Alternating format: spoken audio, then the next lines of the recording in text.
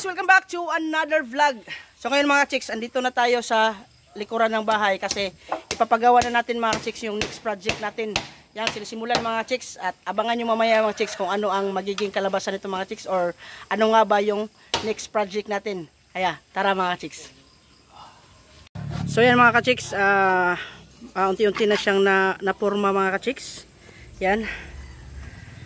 Yan, tingnan nyo mamaya mga ka-chicks kung anong magiging resulta nito or anong kalalabasan nito mga ka-chicks. Yan. Ano. Yan. So yan mga chicks, binubungan ng mga ka-chicks. Yan, unti-unti na siyang nabubuo. Yan, may sahig na rin dyan sa ilalim. Yan.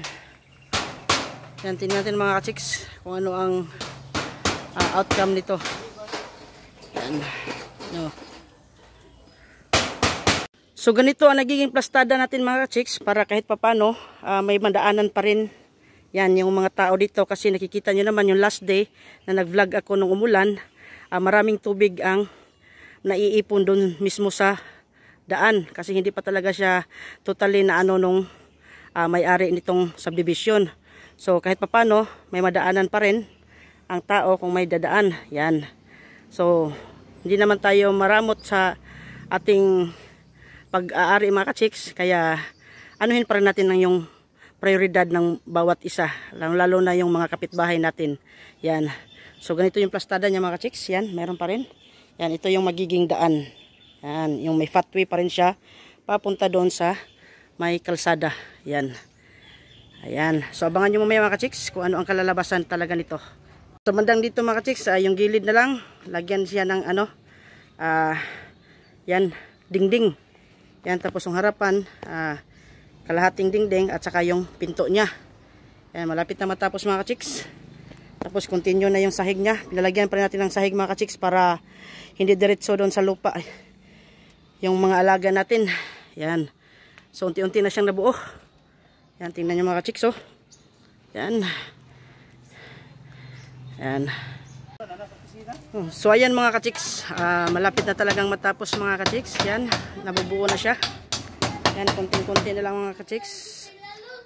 Yan. So kibali, dalawang ano siya mga ka-chicks, dalawang kwarto. Yan, syempre dalawang pinto din. Yan. So maya-maya siguro tapos na ito mga ka-chicks. Yan. So dito na lang sa kabilang side mga ka-chicks, lagyan ng ano, lagyan ng pinto. Yan. Yan, kinagawa na yung pinto dyan. So yung isa okay na yung pintuan. So dito na lang magiging pintuan niya. Ron pa rin. Yan, malapit na mga ka-chicks. So after nito yung imabaw na lang ano ng kunting ano. Yero. Yan. Na, malapit na mga ka-chicks. Yan, ginagawa na yung pinto sa pangalawang pintuan. So ayan mga ka-chicks, tapos na yung pinagawa natin. Yan. Ayan, ito na mga ka-chicks. So kibali, dalawang pinto siya mga ka-chicks. Yan. Ito yung isang pintuan. Yan. Ito yung magiging tirahan ng mga maliliit nating babies. Yan, abangan nyo mga ka-chicks kung ano ang aalagaan natin. Yan. So yan siya.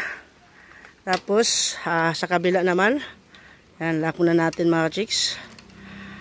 Sa kabila naman, may isang pintuan din. Yan. So, dito din natin ilalagay yung ibang klase. Actually, pareho lang siya mga ka-chicks, pero ibang-ibang ano lang siya. Basta makikita nyo lang mga ka-chicks. Abangan nyo sa mga next videos na i-upload natin. Yan. Yan.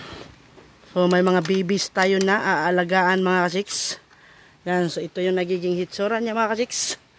Yan, tingnan nyo mga ka-chicks ha. Yan. Ayan. So dito lang siya sa likuran mga ka-chicks. Yan. Actually may ano pa, daanan para pwede pang magdaan-daan. So ayan na siya. So nire-ready na natin yan. At soon abangan nyo kung ano ang ilalagay natin dyan. Ayan. Ayan na mga ka-chicks. Palagi kong sinasabi. Maraming salamat sa lahat ng mga support nyo. Sa palaging pag-like at share sa ating mga videos na ina-upload. Ingat tayong lahat mga ka-chicks. God bless everyone. Paalam.